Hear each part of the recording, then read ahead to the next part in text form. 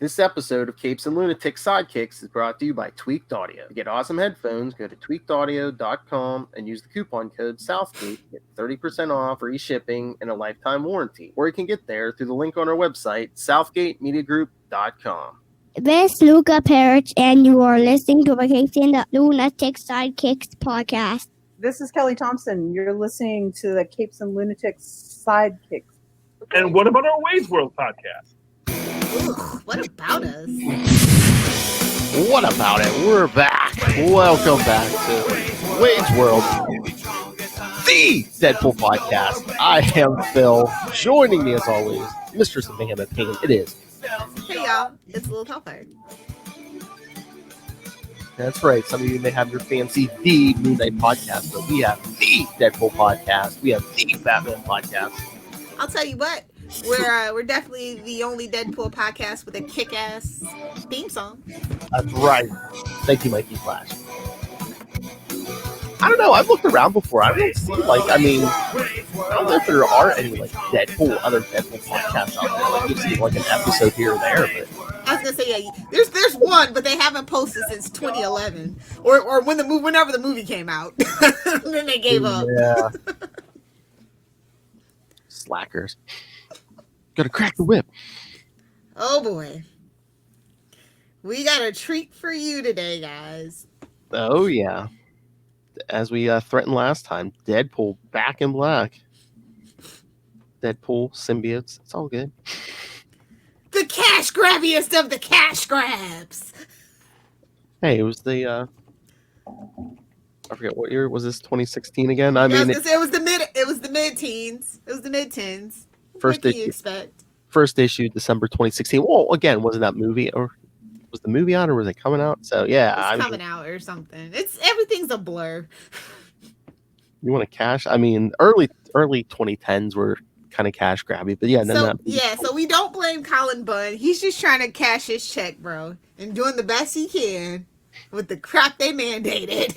And I think we said last time this came just like we're doing. It came right after Deadpool versus Gambit, so it's like they're like, get Bunn back in here. See some guy chewing a cigar. Yeah, get Bunn back in here. Exactly. All Wilson right. Fisk, that you? J. Jonah. All right, so yeah, we'll do this a little differently this time. I found some synopses. Some of these are a little wordy, but so do you want me? So should we do the first issue? Yeah, let's do the first issue. I need some Into the Night music. All right. All right.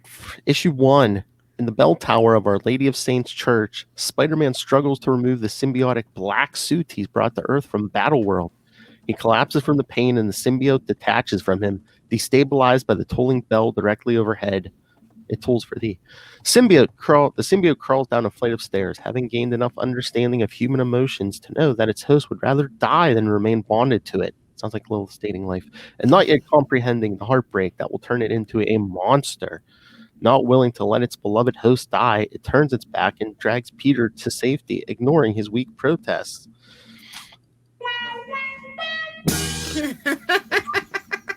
That's not the music. You need more horror music for that one. Okay. Yeah. Waking to the brink of death, the symbiote sinks through the floorboards. Peter awakens soon afterwards, assumes he dragged himself to safety, egomaniac, and that the symbiote is dead and leaves, running into a mother and her child who are mortified by his lack of clothing. Oh, he's in boxers. It's not like he's in tighty whities. Like he's the first naked guy in a Catholic church. Come on. Whoa, Philip. That's at Nightwing PvP. As time, oh my God, you should have heard me. I left feedback for Into the Night, and I forget what I said. You said something, and I was like, hey, yeah, that's at Lilith Hellfire. Go get her, boys. As time passes, the symbiote slowly recuperates from its injuries, befriending a friendly old janitor who visits it and feeds it candy. Strangers with candy. During It's supposed to be chocolate, not a gumball. I'm just saying. It's supposed to be Reese's. Come on, Colin. We're feeding the aliens. It's supposed to be Reese's Pieces. Come on. Chocolate, like I said. During one of the janitor's visits, a UFO piloted by alien bounty hunter Killer Thrill, right from the 90s, and her associates Guz and Cold War attack attacks the church in search of the symbiote. While they gleefully raise the church with lasers, it attaches onto the janitor and Are carries they him. on top of sharks' heads? It's lasers with a Z. Lasers. The shock is too much for the old man, and he dies of a heart attack, urging the symbiote to escape and telling it his death wasn't its fault. Without a host and hunted, the symbiote flees into the night in search of a new host. The symbiote makes its way to the Club Venom nightclub. Get it? Hey! Where eyeless Deadpool battles X-51 and a group of cyborg cultists under the thrall of Dance Macabre, the leader of the Mech Lords of Hell sect of the Cult of Kali.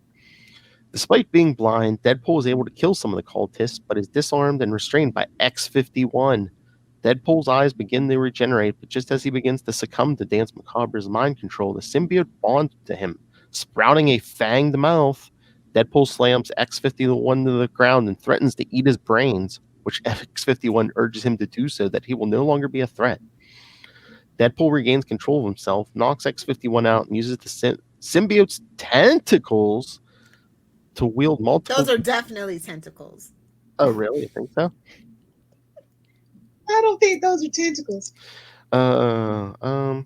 Well, it's multiple swords and guns, simultaneously killing several cultists. He discovers that the symbiote can shoot webbing like Spider-Man.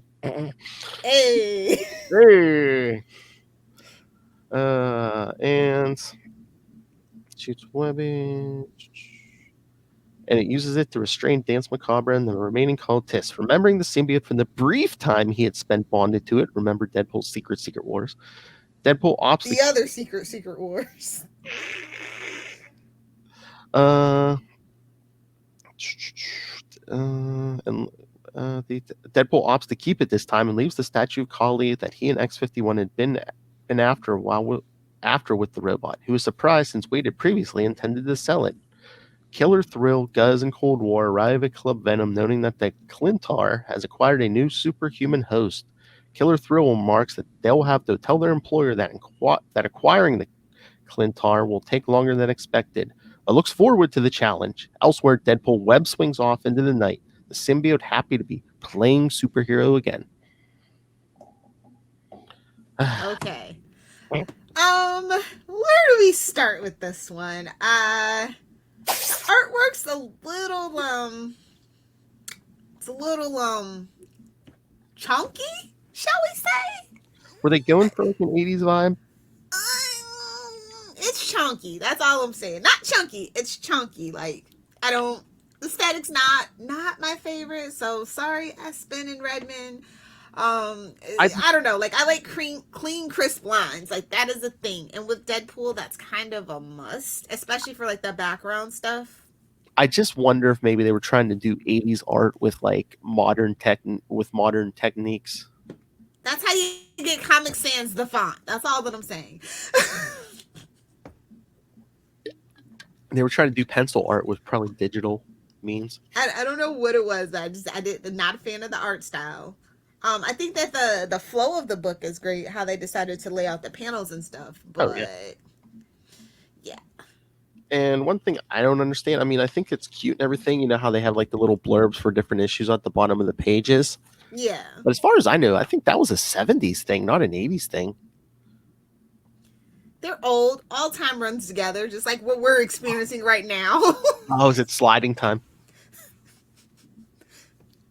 It all blends together eventually. Because I was going to say, I remember reading 80s comics. I don't remember seeing I'm pretty sure when I've reread old 70s stuff, that's where it's at. Yeah. But again, well, Colin's not that old, so I don't know.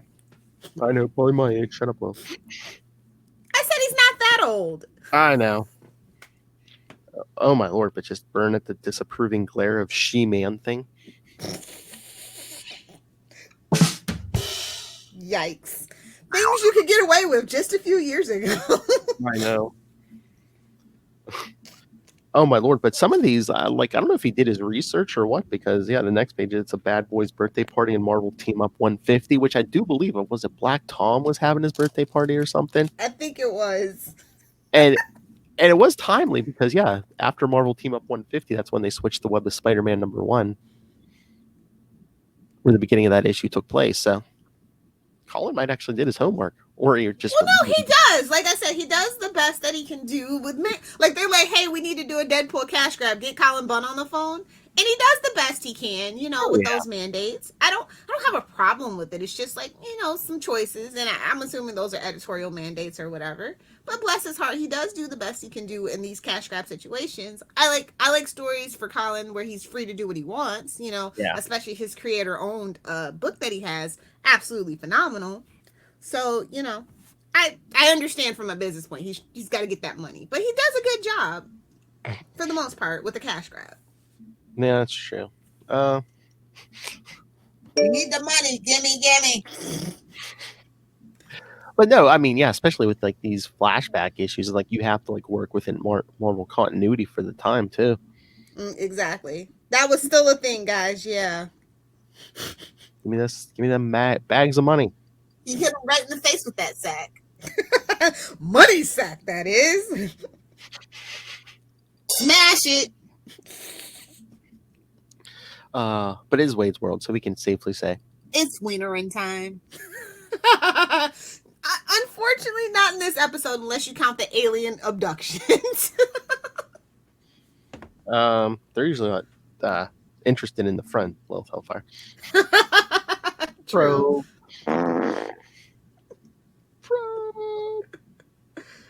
But yeah, this issue, actually, honestly, I didn't feel like it was a lot of setup or exposition other than like the Peter Parker thing, and that kind of just flowed pretty well. And they introduced the action pretty quick.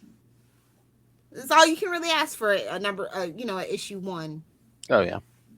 In a 5-part miniseries or cash grab or whatever. Whatever you want to call it. All right, do you want to get to issue 2? Because it gets even weirder. Oh yes, like definitely do not be smoking the devil's lettuce while you're reading this. Those jazz cigarettes, say. Luke, did you be? All right, so issue 2. Perched on one of the Chrysler Building's gargoyles, Deadpool swings off into the night, unaware that he is being watched by the Black Cat, who mistakes. She's like, "Ooh, I know that black suit. I'm gonna go get me some." Hi, Felicia. Ah! Oh my lord! But again, like everyone's like mistaking him for Spider-Man. It's like there's no spider on that chest. Come on. Who mistakes him for Spider-Man, and by Thrill Killer's bounty hunting team. Killer Thrill gleefully remarks she was right in predicting that Clintar would try to play at being a superhero. Guz asks if they should attack, but Killer Thrill tells him to wait, saying that the Clintar's price will go up if it proves itself a genuine hero. Cold War alerts Killer Thrill to the arrival of other aliens in the area, but she disregards him, saying that if the interlopers interfere with their mission, they'll murderize them.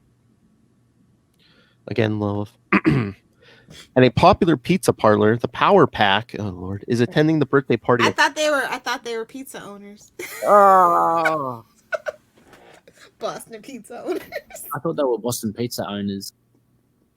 We have a drop for everything. Nailed it.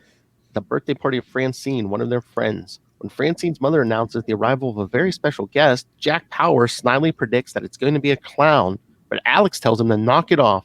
The very special guest, and bunny ears, steps up from behind the curtain, revealing himself to be Obnoxio, a grotesque and vulgar clown. The children are disgusted by his crude. Send in the clown.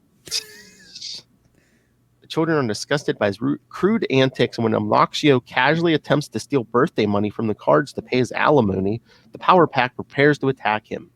Before they can do so, a chunk of the ceiling collapses to reveal a spaceship. Jack recognizes it as belonging to the Snarks, a species of reptilian aliens with grasshopper-like hind legs. Or the Republican Party. The Snarks warp into the party, intending to capture the Power Pack, who put up a decent fight, ineffectually aided by Obnoxio. The Snarks produce special ordnance that neutralizes the Power Pack's powers. But before they can abduct the children, Deadpool arrives through the hole in the roof, complaining about never getting invited to birthday parties. Jack mistakes him for Spider-Man, but Deadpool remarks that luckily for them, he's not Spider-Man, noting that for some reason, the very mention of the wall crawler's name angers him. Deadpool trounces the Snarks, who beam down the Super Snark, a bulky Snark with mechanized arms and legs. With Obnoxio distracts the snooper snark by squirting him in the face with a spray bottle of urine. Yes. Not in the face. Don't you hate when you get that urine in the face, Lilith Hellfire? My dogs know better. Well, okay, dogs. We'll go with that. Okay. Not in the face. Deadpool recognizes him of the host of an old children's TV show who had suffered a mental breakdown. Lampooning Spider-Man's catchphrase, Deadpool and Power Pack overwhelm the Snarks, who will return to their ship.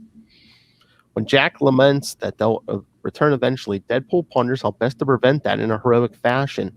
In their ship, the Snarks bicker amongst themselves over who will report their failure to capture the Power Pack, the Queen Maraud. Just as they realize one of their enemies had been wearing a clintar, Deadpool lands on their viewport, sporting a fanged maw, long tongue, and claws. The 90s. Quipping that frog legs are on the menu, Deadpool smashes through the view screen with a flurry of tendrils and devours them, causing their ship to crash land in the East River. At the pizza parlor, Julie remarks that they've hopefully brought a brief reprieve from the alien attacks, while Catherine prepares the blast Obnoxio, calling him a bad clown. Yeah, Deadpool, you're a bad clown, mister. bad man. It's Deadpool, my favorite panel, actually. not the urine. Deadpool returns and Catherine hugs him, saying she thought he was going to leave before she could thank him, and then recoils in disgust, saying he smells like the East River. Obnoxio also hugged Deadpool, shamelessly trying to pick his pocket in the process and accidentally goosing him. I was going to say, ain't no pockets in that one. Hell. Pouches, yes. Pockets, no. Julie asks what happened to the Snarks, and Deadpool belches and awkwardly states they teleported away before the crash. As he swings away, Obnoxio asks the Power Pack if they need a clown mascot, causing them to glare at him. As he swings away, Deadpool mockingly ponders Spider-Man's status quo of thankless heroics and needing to pay the bills. Realizing he's being followed as Black Cat lands behind him, quipping that she's just hit the jackpot. Don't you go stealing Mary Jane's line. That's right, Heifer. Yeah. You couldn't even marry him with a real name, so you just suck it, Felicia. Oh! Not even in this universe. How dare you? I know. But yeah, I do like this last page for this issue. I like the little touches of graffiti with the skyline and stuff. Mm-hmm. This was very tolerable art for this particular page. Oh yeah, I mean, Power Pack though, really, and clowns, come on, and lizards. Like it was too much. It was too much going on for me. I don't know about Obnoxio, but I mean, Power Pack was like a part of the '80s, and so were those Snark things. I know, but like it was too much. I know. It was too much. I think that's the problem with these. It's just too much jam packed in there. It's like really no story, no rhyme, no reason. We're just doing like I said, is the definition of a cash grab. No rhyme, no reason, no purpose, other than hey, I wonder if these idiots will buy it. Well, we gotta I'll be your idiot. I'll buy it. You gotta drag it out the 5, Lilith Hellfire.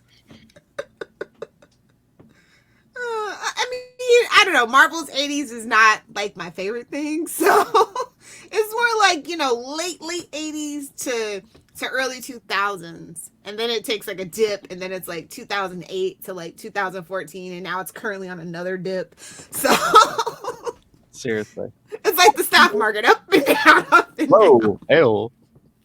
Hey, it's Wade's World. I'll allow it.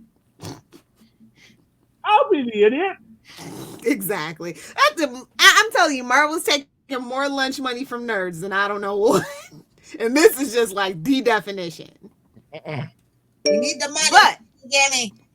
But again, it's fast paced. It's action packed. It's it's a quick read, and you don't really realize like, wait, how much did I pay for this? And that's all you can really ask for a cash grab. Is at least it's exciting. Yes, $3.99 an issue. Oof. Hold the line at $1.99. What happened? Again, give me the cheapest paper you can find. I'll pay, but give me the $1.99 price. That's what I said. Remember when the movie theaters were, what was it, like one day maybe doing like old prices? Come on, comics, 1 month, do the old prices. No. It'd be about characters we didn't give a poop about, though. It'd be Power Pack. Hey, kids! I know. And the other thing I feel bad about is like, yeah, because then at least the creative team can get paid. Yeah, I mean, I I complain, but it's like you have to give me quality if you're gonna raise these prices. And in a lot of cases, especially looking at DC, that just didn't happen. And everything doesn't have to be big, huge. And it doesn't even go to the creative team, quiet as it's kept. Oh. So, that's why it's such a big creator owner boom, happening right now because of the years of, mistreatment on the business end of things. Sure, you're famous, but you're going to be at every con every weekend signing in Artist Alley to make ends meet. Yep.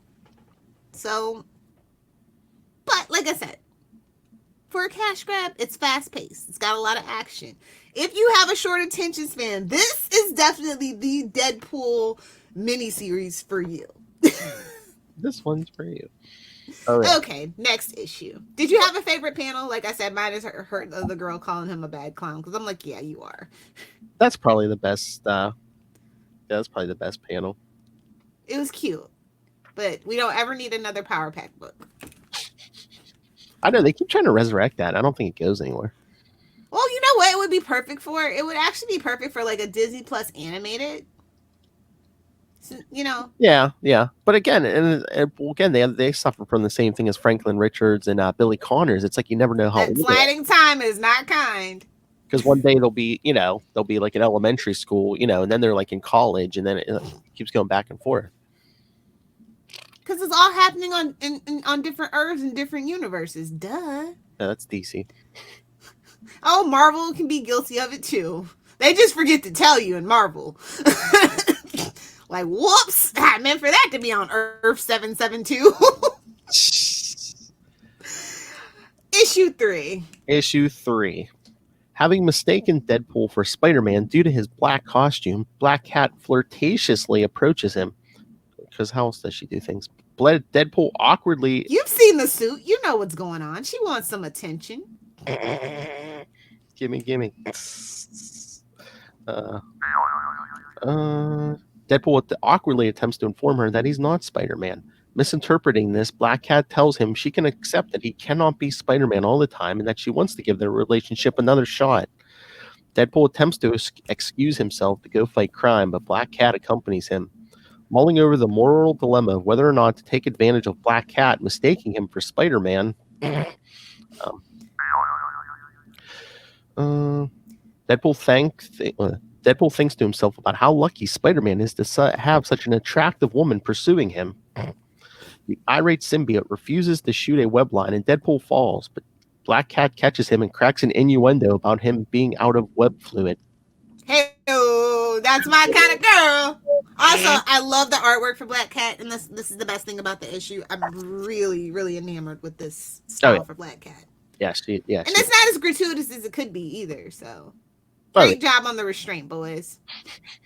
Concerned about his suit's vehemence towards Spider-Man, Deadpool changed. Oh, wait, we forgot to mention that this issue was not for bunny lovers. Oh, yes, like myself. It does say that and show that on the cover. Yes. Deadpool changes the subject by pointing out a jewelry store burglary seemingly being carried out by a swarm of white rabbits. Here we go. Down the rabbit hole we go. What? Hurry up, fellas. I don't feel like they went in deep enough. Exiting the store, White Rabbit, urges her rabbit-masked thugs to load their loot into the van. When one of the thugs protests that they should have stolen the jewelry instead of watches, she snaps that she's a themed villain and that she doesn't want to lose her branding. She has to stick to her... Oh my god! So meta, it hurts! So meta, it hurts! Every villain in Gotham is being feeling called out. Marvel's learning. Deadpool and Black Cat intervene, with the former referencing the Little Bunny Foo-Foo nursery rhyme. Deadpool is dismayed with White Rabbit doesn't get the reference and protests that she's not a goon, but a top-tier crime lord, forcing him to explain the joke, while Black Cat remarks that Spider-Man's, quote-unquote, witty banter game is off. White Rabbit sticks her swarm of rabbits on them, causing Deadpool and Black Cat to laugh while she reveals that the rabbits were genetically engineered to carry a super virus. The rabbits rapidly mutate into diseased feral forms and attack Deadpool. while Black Cat uses her probability manipulation powers to dodge White Rabbit's umbrella machine gun and get up close and personal. Wait. DC would like to have a word with you. I believe they patented the umbrella gun. I believe they bought that patent from the freaking James Bond universe. So we're going to need to see some reparations for the use of an umbrella machine gun. Burn. Oh, good Lord. Watching the battle from their UFO, Killer Thrill asks Desmond Coldwell. This isn't a Simpsons episode. Never you mind. No. What the fluffy white puffballs swarming the Clintar's host are, expressing disgust when told they're rabbits, and then delight when told they're diseased. Gus states that they can't risk intervening when they don't know what effects the disease will have on them, activating a sonic weapon that causes the rabbits' heads to explode. Gruesome. Yeah. Black Cat and White Rabbit are splattered in rabbit gore, and White Rabbit furiously activates her boot jets and opens fire on Deadpool with her machine gun. I love how he's like, I'm bulletproof, by the way. I'm like, technically, no. Not even bullet resistant. You just come back. It's fine. I don't know. That symbiote can catch bullets sometimes. Sometimes. Seeing Spider-Man be directly hit, Black Cat is horrified, but to both her and Deadpool's surprise, the symbiote blocks the bullets. Gleeful over his new ability, Deadpool prepares to pursue White Rabbit, but is blasted by a bolt of electricity that briefly sears the symbiote off him. Also for further reading, because there is a note in here, see the Storm and Deadpool Beauty and the Beast 2 limited series. Which I don't think is real, but I guess. Exactly. Killer Thrill, Guz, and Cold War reveal their presence to their quarry and introduce themselves, with Killer Thrill flirtatiously demanding Deadpool hand over the Clintar. Black Cat asks Deadpool if he knows who the floozy is and is angered when he says he knows a lot of floozies, and then asks if she thinks... He ain't never lied. I know. And then asks if she thinks hand over the Clintar is an innuendo. See, she can be funny sometimes. Deadpool realizes that he can shoot webs again. Then has the epiphany that the suit is doing it for him, and that it must be what the three alien bounty hunters are after. Black Cat attacks Killer Thrill with her claws, but Killer Thrill uses her psychic powers in an attempt to fry Black Cat's brain. Angry, homie, she threw carrots at her. Like, I don't think y'all understand how bonkers this issue is. Angry, Deadpool grabs her by the throat with a tendril and throws her into her comrades, snapping that while the unconscious Black Cat might not know who he really is, he's not going to let her be physically sucker punched or psychically sucker punched. Deadpool helps Black Cat to get her feet, but Killer Thrill reveals that she's taken control of Black Cat's mind and uses her body to attack him. While Deadpool is distracted, Killer Thrill retrieves her laser cannon and prepares to shoot him, but White Rabbit attacks her from behind with carrot-shaped throwing darts to avenge her bunnies. Black Cat collapses back in unconsciousness, and Deadpool eases her to the ground, telling her to sleep it off. Killer Thrill... Sleep tight, kitty cat! Oh, good Lord. Killer Thrill compliments White Rabbit, saying it's the first time she's been hurt by vegetables. Every 5-year-old's like, I hear you.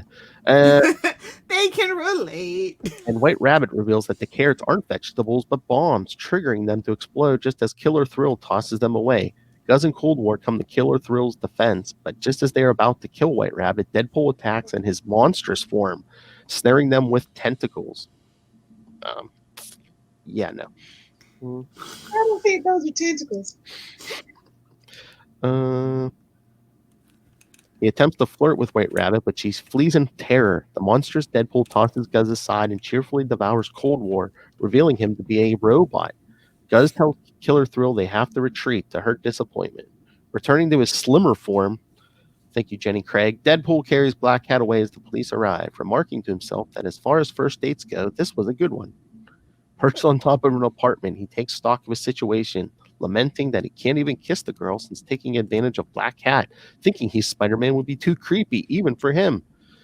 Leaving Black Cat on the roof of the apartment, Deadpool web swings away, oblivious to the fact that he's being watched by Kraven the Hunter. He's being stalked again! Oh, good Lord. Who also mistakes him for Spider-Man. Yes, I know this. I mean, the suit's black and white, but it doesn't look anything like it. Like, you know, is it? I don't know. Is that some kind of like, you know? It's a convenient plot point. Is convenient. We got to push the story forward. Well, I was gonna say, was that like meta commentary too, about for all those people who'd say, "Oh, Deadpool looks like Spider-Man." Does he though? He doesn't, but you know, it's Okay. a red I mean, suit. they both have suits. I get it. They It's a both red have suit. spandex suits. It's a red suit and it's got big eyes. That's about as far as it I gets. know. I was always so confused about that, but okay. I'll allow it for the convenient plot is convenient. All right. So yeah, what you think of this one? Like I said, I think this is definitely my favorite issue. Actually, I don't know. It's a toss up between this issue and the next issue because again, I like how Craven is drawn. It's just the rest of everything that's a little. But that I'm telling you, that Felicia artwork is nice. If you don't have this, I would pick it up specifically for that. Oh my. But yeah, no, I think it's a toss up between this issue and the next issue that are my favorites. But like I said, it's fast paced. You don't have to have a high attention span. We're bouncing from one thing to the other. And of course, I love a good themed villain. I do. I'm a DC girl. And I'm pretty sure, I think White Rabbit might be a DeMatteis creation. I'm not sure if somebody Google that and let us know. We can't be bothered right now. Oh, jeez. I was going to say I was going to do it. Somebody yell at us in the comments on our Facebook. It's fine. It's Saturday morning. No one's up. They're all drunk like you. Creators. It's 2020. If you can, you should be. I know. Creators. Jam DeMatteis, Mike Esposito, and Carrie Gamble. Oh, okay. Cool. First appearance, Marvel Team Up 131, 1983. So yes, this fits the timeline. No wonder I wasn't familiar. Just leave it at that. Alter Ego, Lorena Dodson. Probably a shout out to some childhood girl they had a crush on. Wow, way to call him out there. Remind me the next time we have an interview to ask him about that. Can I ask you about your past crushes, Mr. DeMatteis? Specifically a one? No. Where did the Let's get to Craven, because this one's a little bonkers. Get that cover. I know, it's great. All right, so issue 4. Web swinging through Central Park, Deadpool thinks to himself that bonding to an alien costume ought to be more fun. But ever since it's happened, he's been overwhelmed with enemies and unusual situations. He pauses to rest on a tree, lamenting that all he wants is a nap, and narrowly evades a flurry of darts, asking if his opponent can cut him some slack. Snapping that he will... Is it slack you desire, Spider-Man?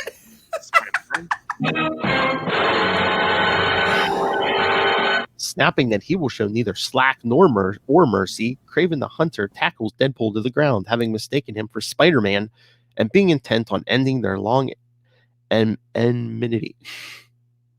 As Kraven prepares to stab him, Deadpool protests that he's got the wrong person and lashes out with a symbiotic tendril, accidentally flipping up the front of Kraven's loincloth. What is this, Lilith Hellfire fanfic? While Deadpool is both disgusted and impressed by Kraven's going commando, Kraven recovers and states that Spider-Man's new trick won't save him as he launches into a tirade about he's the Predator's spirit. Deadpool kicks him in the face and Web swings away. Kraven retaliates with a volley of poisoned darts, which Deadpool attempts to evade, only to notice that several hit his back. Crashing into a tree, Deadpool falls to the ground in a delirious state, while the symbiote expels the darts and struggles to get away so that his healing factor can get rid of the toxins. Kraven arrives and finds the discarded darts, sniffing one of them before proclaiming that Spider-Man won't be able to hide for long since he mixed the toxins specifically to bring him down. Get it? Behind Kraven, Deadpool, disguised as a tree using the symbiote's shape-shifting, quips that this is where Kraven's mistaken identity is going to cost him. Sporting a fanged mouth and claws, Deadpool grabs Kraven from behind. Hey-oh. The Hunter gleefully remarking that Spider-Man has finally given into his rage and predatory side and that the true hunt can begin. He's interrupted by Deadpool asking if he dyes his hair and angrily kicks him away, snapping that he won't let his opponent's sarcasm ruin the sacred rite of the hunt. Deadpool begins to come up with a retort before the venom from the darts kicks in, enabling Kraven to attack him.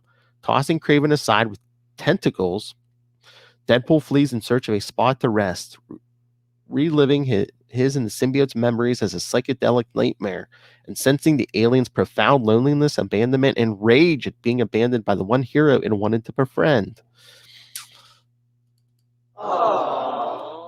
Dropping to the ground, Deadpool curls up to sleep the toxins off, not realizing he's landed in a lion enclosure. As one of the lions curiously sniffs him, Deadpool swats its snout away and grumbles for Aunt May to let him sleep. Suddenly waking up wondering who Aunt May is, asks Mephisto, Deadpool notices the angry lion which slashes him across the face. Deadpool prepares to return the favor, but a strange, ululating howl interrupts him. Kraven tackles the lion, snapping that no caged beast will take his prey from him. When Deadpool mocks his entrance and calls him a redneck, Kraven kicks him in the face and snaps that it was a Kraven-off virility cry. When he calls Deadpool Spider-Man again, Wade retracts the symbiote to reveal his scarred face, revealing that Kraven has got the wrong person. When Kraven is left speechless by his mistake, Deadpool assures him it was an easy mistake to make. But when he calls Spider-Man awesome, the symbiote abruptly seizes control and snarls that Spider-Man is not awesome, but a monster for bringing it to this strange world and abandoning it. As Kraven and the lions watch in stunned silence, Deadpool and the symbiote alternate control as they argue, with Deadpool suggesting the symbiote cuts Spider-Man some slack since he's got a lot to worry about. The symbiote angrily cutting him off and snarling that it and Deadpool were one and hate Spider-Man together. Deadpool retorts that the symbiote was trying to control Spider-Man and that at this moment he could see why Spider-Man wouldn't like that. The symbiote is enraged by this insult, shouting that it helped Spider-Man and saved his life, but he left it to die and be hunted. Deadpool tries to calm it down, saying the symbiote has got him now, that it doesn't need Spider-Man anymore and can let go of its anger. Kraven interrupts, saying that Deadpool has made his point and that he can see that he's not Spider-Man. Livid, the symbiote takes over Deadpool and transforms into a bulky, monstrous form. Slamming Kraven to the ground, it snarls that it can tell that the drugs he's been using have left him terminally ill, and that if he really rage. I think it was just to keep him alive. I think he was old. And that if he really wants to kill Spider-Man, he should ditch the knives and darts and just use a gun. Kraven's last time. Burn! Burn! As the monstrous Deadpool leaves, Kraven stands up, awed into believing the symbiote to be a dark spirit, imitating Spider-Man's form to tell him what must be done, and vows to hunt Spider-Man one last time. Get it? So Hunter killer. Oh wait, we're not at the. Never mind. Get it? Kraven's going on one last hunt. One last hunt, people. You get it? The next day, Deadpool wakens on a rooftop covered in pigeons and guano. As you do. Good night for Lilith. He assumes his argument with the symbiote was nothing more than a nightmare induced by the poisoned darts, and remarks that he hopes he's seen the last of Kraven and his venom. Elsewhere, Killer Thrill vows to avenge his venom. Elsewhere, Killer Thrill vows to avenge Cold War, saying that she should be allowed to kill her teammates. She asks Guz if he's found the way to lure the symbiote to them, and Guz replies that because the symbiote has a connection to its past hosts, the easiest way to draw it out would be capturing and torturing Spider-Man. Here for it! Oh, wow. His life's torture. Exactly. I wonder if it's just that he wrote a lot of stuff in the 80s, or if Bun's just like a big fan of J.M. DeMatteis. Both. Why not both? That's true. Because, White Rabbit, Kraven's Last Hunt. But that Kraven's Last Hunt's a big thing, so. Oh, yeah. That's what I'm saying. It's epic. It's iconic. You kind of can't help it. Yeah. But it's like he didn't have to use White Rabbit, but he did. Yeah, so maybe we're leaning more towards maybe he's kind of a fan. And it's so cool when comic book creators are fans of each other. Oh, yeah. Maybe we should petition for them to work together. I wonder if DeMatteis ever read this story. Put it on the list of questions, follow-up questions. Oh, that would be so funny. Be like, have you ever read this story? No. Oh, can you read it and then we'll talk to you about it? Get him and Cullen Bunn together. Yes, I did talk to Cullen Bunn once on Ray's podcast. I'd love to get him over here sometime. Because he did write a Moon Knight annual. Wow, a Moon Knight annual? That's That's all it takes for those damn loonies, huh? Fight me, Moon Knight nerd. They have such a limited canon. I get it. Fight me, nerd. But if Quasar can have a podcast, I guess anybody can have a podcast. Bring it home, Kona. Suck it, Lilith. Wait, I thought you were gonna say, what about our Quasar podcast? Oh, yeah, I could do that. Come on, man. I set you up for it. After you mocked it? What about our Quasar podcast, The Quantum Zone? What about our Quasar podcast? I guess thank you for the for the opening there. It's Wade's World. You get what you get. I hope it's going somewhere nice. Nice. There's a new drop I got to load for him. Oh Lord. Will's got a good one. All right, so should we do issue 5? I like this cover the best. I think I like Craven's Last Hunt cover the best, but this one's a close second for sure. Because I like that black suit, but yeah.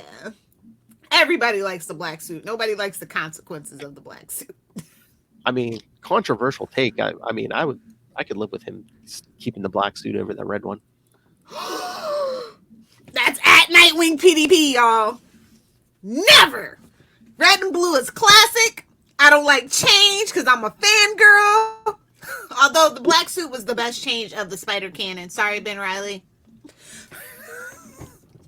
But Ed, how dare you say that about your boyfriend? I love Ben Reilly. Y'all can discuss it on Scarlet Spider, okay? Keep it to the Sausage Fest on the last Tuesday of every month. Or they could do like they did in the 80s and just switch back and forth between the red and blue suit and the black suit. True. That way you know what you're getting. True. Stick it on the cover. Be like, okay, it's a black suit issue. All right. Yeah, this is actually a pretty decent wrap up to the run. Oh yeah. But I'll let you get to your synopsis, your book reports, as Charles would call it. Oh, are we doing me now? We're doing me now. All right, last issue, issue 5. While web swinging through New York, Spider-Man is struck by a beam of energy. In too much pain to think properly, he barely manages to shoot a web line and stop himself from falling to his death. Good job, kid. Crash landing on a rooftop. Killer Thrill expresses disappointment that Spider-Man survived and is scolded by Guz, who tells her they need him alive if they want to lure the Clintar in. Killer Thrill disembarks to collect Spider-Man, gleefully remarking on the horrific torture she's planning to inflict on him. You and Black Cat. Elsewhere, Deadpool perches on a streetlight when the symbiote senses Spider-Man is in pain and takes control of its host to head into his location. Deadpool intending to save Spider-Man and the symbiote to kill him itself. Deadpool expresses confusion at his sudden urges to kill his idol, hoping he gets himself sorted out before arriving. At an abandoned warehouse, Killer Thrill laments Spider-Man's low pain tolerance as he lies in a pool of his own blood, stating that she plans to keep him so that he can torture him in zero gravity. Guz tells her... Sounds like a weekend at Will's house. Guz tells her the Clintar is getting close, just as Deadpool crashes through her window in his bulky, monstrous form. The symbiote in full control. Complimenting her choice of location, the venomized Deadpool lunges at her and snarls that he's going to eat her brains. The 80s and 90s. Guz blasts Deadpool with a sonic cannon, destabilizing the symbiote, and Killer Thrill kicks him in the chest. The symbiote separates from Deadpool to give him an opportunity to shoot the sonic cannon. Kicking Guz aside, Deadpool realizes how much the symbiote was adversely affecting his already messed up thoughts, but it rebounds to him and takes over again. Killer Thrill launches an eye bar at him with her psychokinesis, but Deadpool morphs his arm into a blade and cuts it in half, snarling that it'll take more than that to stop him.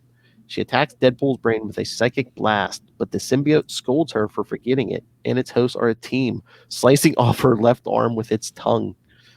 As Killer Thrill clutches her bleeding stump and complains that the symbiote is being mean, it quips she hasn't seen anything yet before devouring her severed arm. Yikes. Watch that. A lot of calories there.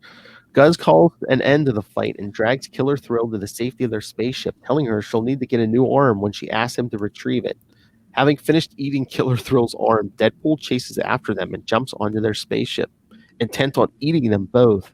The spaceship blasts him off and flies away, so Deadpool turns his attention to the unconscious Spider-Man, menacingly extending tentacles toward him and snarling that it's time for payback.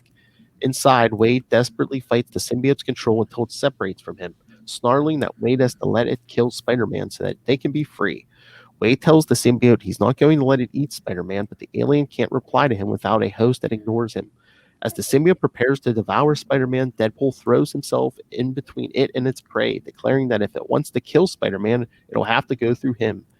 As the symbiote looms over him with its maw open, Deadpool states he understands that it hates Spider-Man for abandoning it, but that devouring friends just isn't something that's permitted on Earth, no matter how mad you are at them. And that if the symbiote really wants to go through with killing Spider-Man, then he doesn't want to be bonded to it anymore. Deadpool prepares to be eaten, then opens his eyes to see the furious symbiote leaving. In deep space, Killer Thrill's spaceship approaches that of the one who hired her, Guz and Cold War to capture the symbiote. Disembarking with Guz, she calls out to her employer, telling them that the longer she's kept waiting, the more she'll bleed out onto their floor. Their employer, the Collector, Yikes! chastises them for failing to capture the symbiote. Killer Thrill retorts that she barely escaped with her life and that she's not good at bounties that require the target to be brought in alive. The Collector admits that some reward might be in order, remarking that while they may not have captured the Clintar, they prevented great cataclysmic chaos from ensuing by separating it from Deadpool.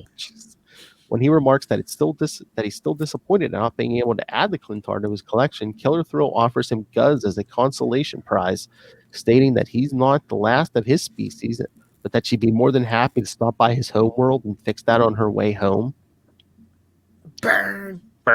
On Earth, the scorned symbiote returns to Our Lady of Saints Church, followed at a distance by Wade, who chastises himself for acting like a creepy stalker.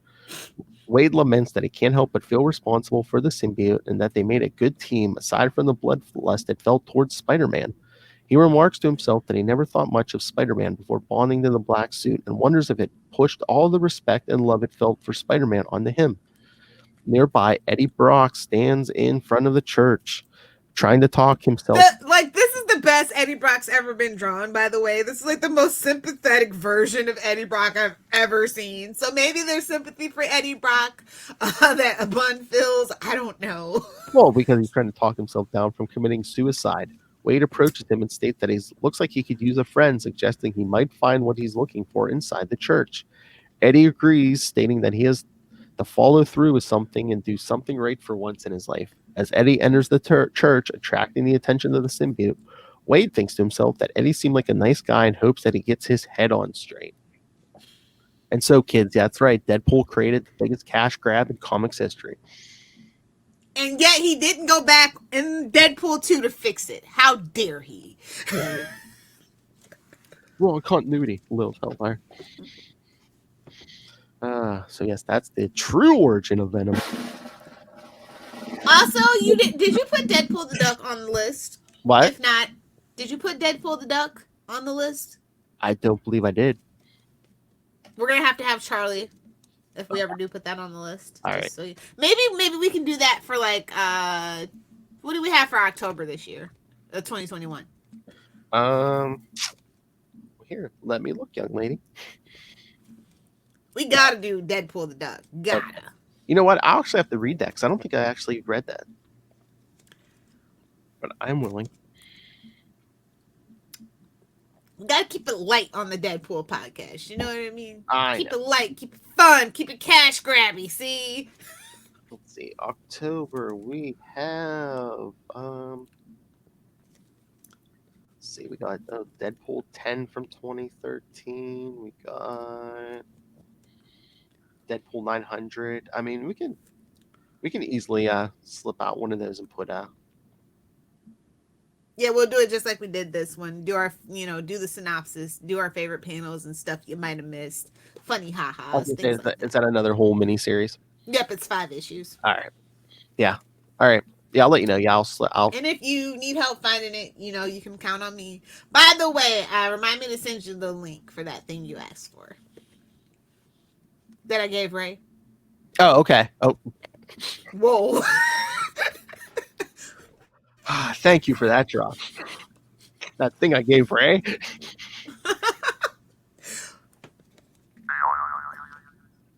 Anyway, so yeah, overall, like what grade would you give this? On a scale of cool Deadpool book to straight up cash grab, it falls somewhere in the middle. Oh. I do appreciate it being kind of filled with love and fun references and things like that. But the artwork is just kind of, the general artwork of it all just kind of, so I'm stuck at like a B-. Okay. I mean, I could see that. I might have to give it a B. Just, I don't know. Maybe just the 80s references, and I don't know. I appreciate the work Colin put into this. Yeah. We never complain about the work Colin Bunn puts in at all. It's just kind of odd that they keep calling him for these cash grabs. That's all. I see a lot of cash grabs on your Marvel resume, sir. Do you care to explain? They must like how he puts together a cash grab. There's been worse. We've covered worse. Oh, Philip. boy. This is I like this better than Deadpool and Gambit. Yes, I can agree with that. That one was kind of odd and came out of nowhere. This one, I see where they were going with it. Because we did the Deadpool Secret Wars, things like that. So it's just kind of like a natural evolution that they would get here. You know what I mean? Yeah, I like Deadpool versus Gambit came out of nowhere. Yeah. I mean, nobody, absolutely nobody. Exactly. I like the story better. I like the art better. It just came out of nowhere. Out of the gooch. That's definitely where Venom comes from. Oh, out of the cash grab gooch. Out of the gooch. Boing. Gobble gobble. All right, so here's a question. So does the symbiote eat all these arms and brains and stuff, or are Eddie Brock and Deadpool now cannibals? They're cannibals. Nice.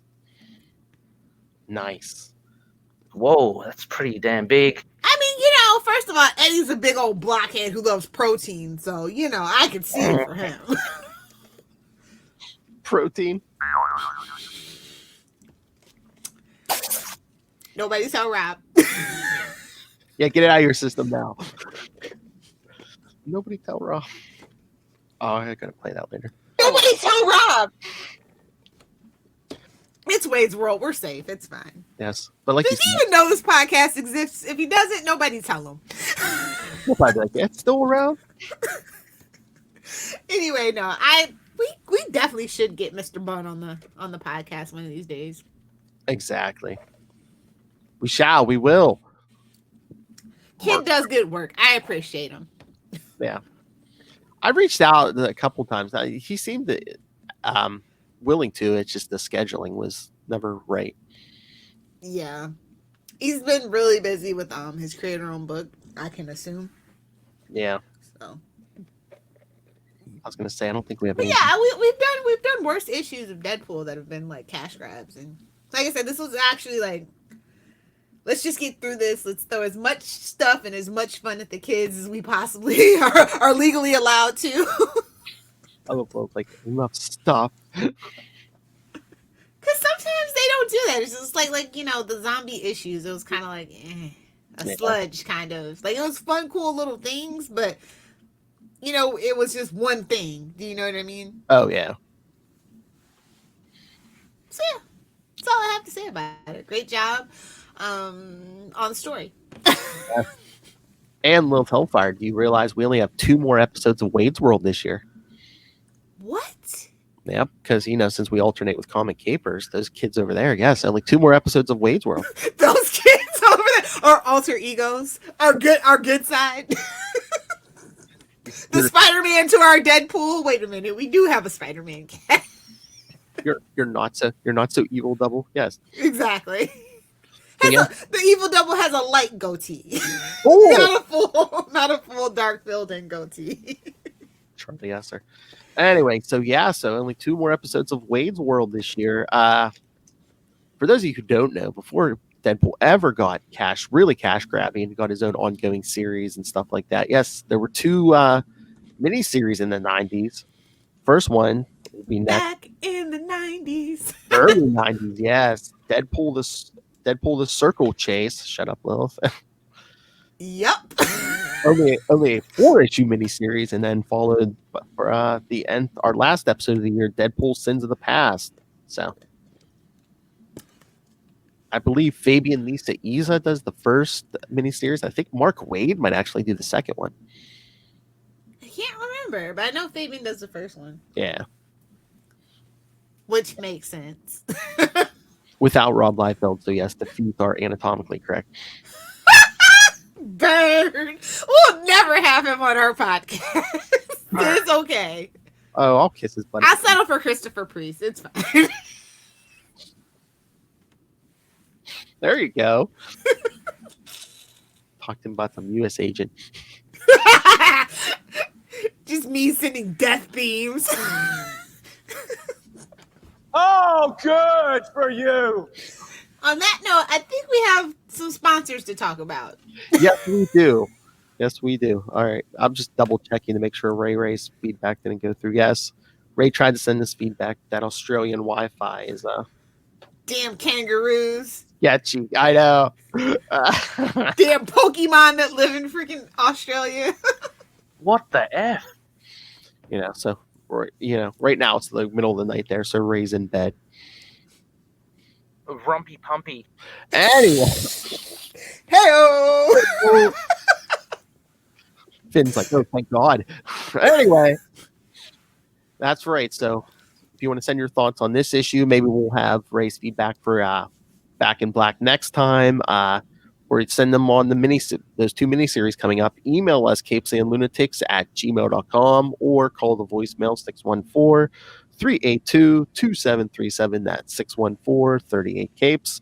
And remember to support our follow Wade's World on social media, Facebook, Twitter. It's early. It's okay, Phil. I see you're drinking caffeinated water, so I had to drink. I had to read a lot.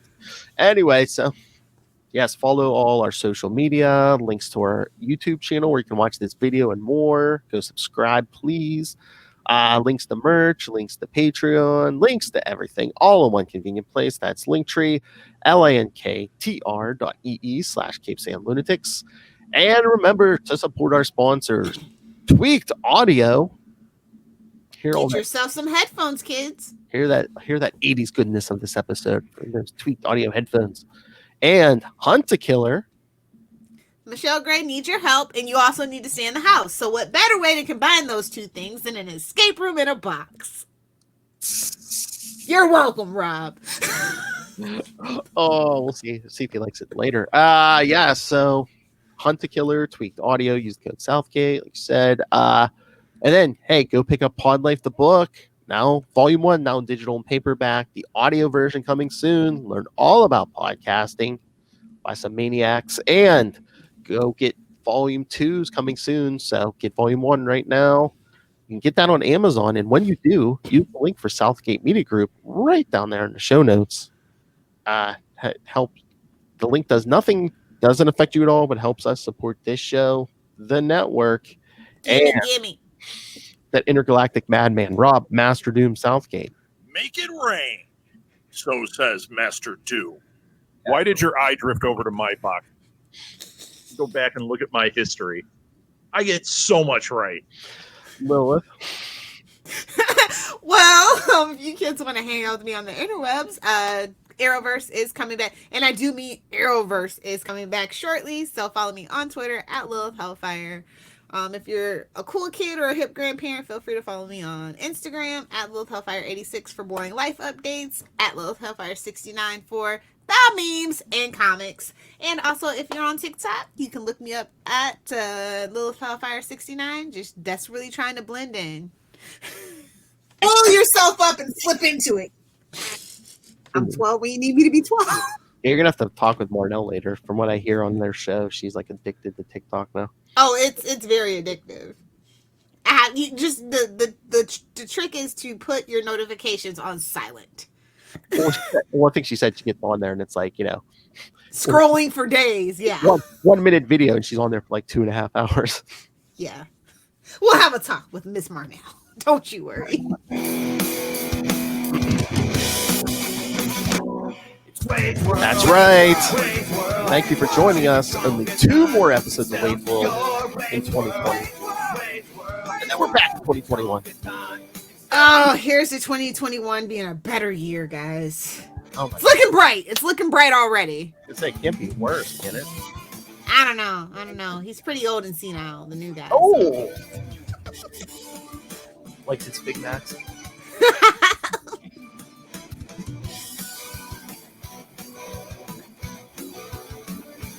Jill should have ran. That's all that I'm saying. What? Jill Biden should have ran, not Jill. That's all I'm saying.